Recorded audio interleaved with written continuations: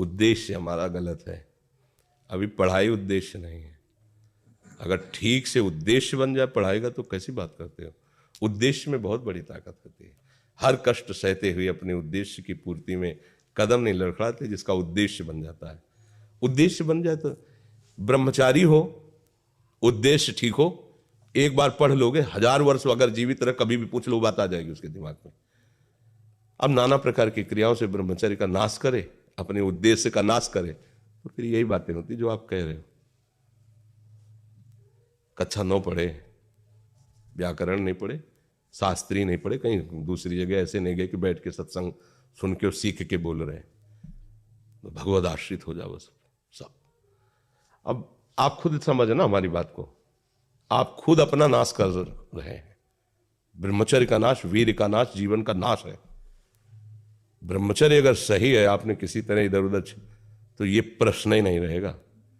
जिधर दृष्टि डालोगे उधर जय होती चली जाएगी। आजकल के बच्चे, नौजवान इसको मनोरंजन समझते हैं और उनको सलाह भी ऐसी मिलती है कि हम जैसे बोल रहे हैं ब्रह्मचर्य के लिए, तो डॉक्टर और आपको जो इधर सांसारिक प्रोत्साहन देने वाले हैं वो आपको सलाह देंगे। हमें तो अंग्रेजी का शब्द नहीं याद है, फ्रस्ट्रेशन।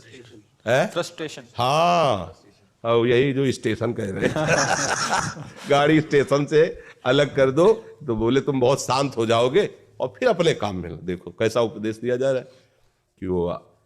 तो ये जो कमियां है ना, ये कोई भूत नहीं है जैसे लोग कहते हैं ना, पता नहीं कौन, ऐसा कुछ नहीं, गंदी आदतें हैं, इन पर संयम लाओ। आप समझ रहे, स्वीकार करते हो हमारी बात कि इसमें आपको संशय है? हाँ, तो आप देखो, हम आज ही सत्संग में बोल रहे थे, हमारे रक्त का स्वभाव है ऐसे, जैसे कट जाए ना तो उसका स्वभाव थोड़ी देर में गाढ़ा होने की कोशिश करेगा। यदि कहीं फ्लो वाली नस कट गई तब तो आपको वहाँ डॉक्टरी की जरूरत है। अगर ऐसे कहीं त्वचा में ऐसे, तो उसका स्वभाव गाढ़ा हो जाना, वो थोड़ी ही देर में वो अपने आप को बांध लेगा, क्योंकि रक्त का एक स्वभाव होता है। अगर वो बाहर किसी तरह भी आया तो ठंडा होकर गाढ़ा हो जाएगा, वो रोक लेगा। इसकी आखिरी परिणति है वीर्य, वो स्वयं से नहीं निकलता, वो इससे भी गाढ़ी वस्तु है, वो घर्षण से निकलता है। अगर आप उसको गर्म न करें चिंतन के द्वारा, क्रिया के द्वारा, तो नहीं निकलेगा। और जब हम उसको, तो फिर वो जीवन को नष्ट, प्राय इस पर बच्चे ध्यान ही नहीं देते कि ये कोई मार्ग भी है। और परिणाम क्या होता है कि फिर वो संसार में, जिसे डिप्रेशन कहते हैं, मानसिक रोग से ग्रसित हो जाते हैं, क्योंकि इसका परिणाम यही है। या तो आपको प्रमाद और आलस्य युक्त होकर समाज से अलग पड़ा रहना पड़ेगा, और या फिर आखिरी कि आत्महत्या कर लें, ऐसी सलाह आपका मन देगा, ऐसी स्थिति में पहुंचा देगा। इसलिए हमें लगता है जब तक ब्याह ना हो तब तक ब्रह्मचर्य से रहो, ब्याह भी हो जाए तो संयम से रहे। ये जीवनी शक्ति है, किसी के साथ खिलवाड़ नहीं करना चाहिए। पढ़ाई लिखाई वो कैसे तुम्हें बताए, अभी आप छेड़ना मत। जैसे लोग कहते ना, मैं बहुत परेशान हूं, कुछ करता नहीं हूं, ऐसा हो जाता है वैसा हो जाता है, तो आपको हम बता रहे रक्त का स्वभाव है जैसे, तो इसकी आखिरी परिणति है वो वीर। उसका स्वभाव नहीं है बहना, उसका स्वभाव ऐसा है, उसको जब तक ताप नहीं लगेगा तब तक वो बाहर नहीं हो सकता। आपने गलत अभ्यास किया, माना 2-4 महीने 5 महीने वो अपने अभ्यासवश पतित होगा, लेकिन आप छोड़िए, उसका चिंतन छोड़िए, उसकी क्रिया छोड़िए, अपने आप वैसे हो जाएगा।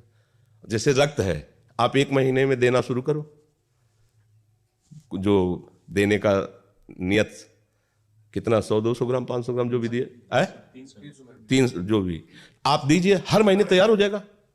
और आप ना दीजिए तो आपके शरीर को अभ्यास हो जाएगा, आप दीजिए तो शरीर को अभ्यास हो जाएगा।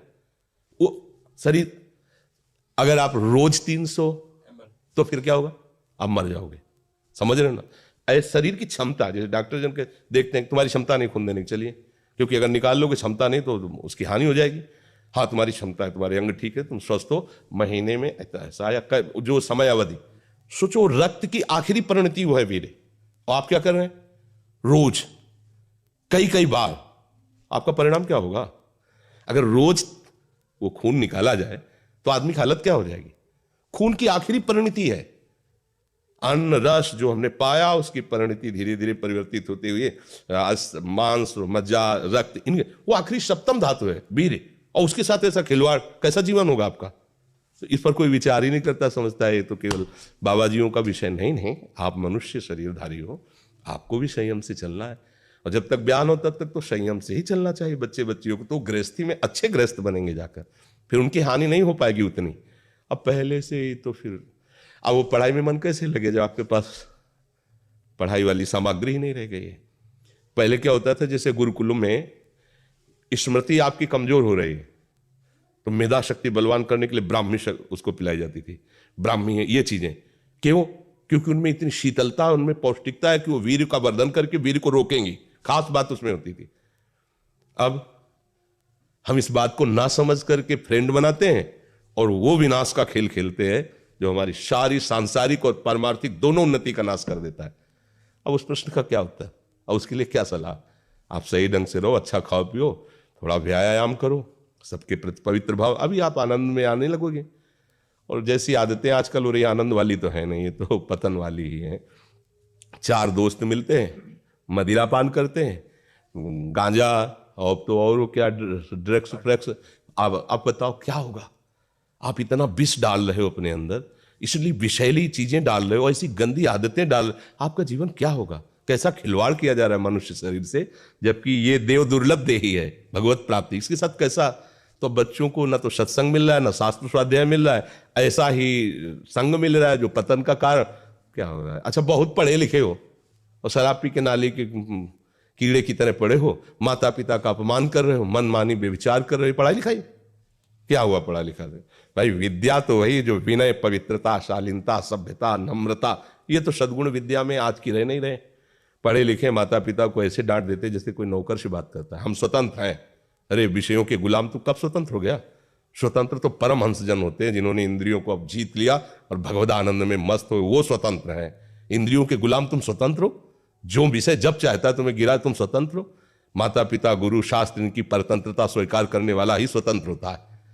ये मनमानी आचरण जो आजकल समाज में विस्तृत हो रहे हैं ना, ये पतन, अशांति और पाप का कारण बनते हैं, जो बहुत हानिकारक है। तो बच्चा सावधानी से रहो, जो बचा है उसको संभाल लो। जीवन जब से ज्ञान हो जाए तब से अपने को संभाल ले। भाई पूर्व में गलती हो गई, आगे सुधार लेते हैं।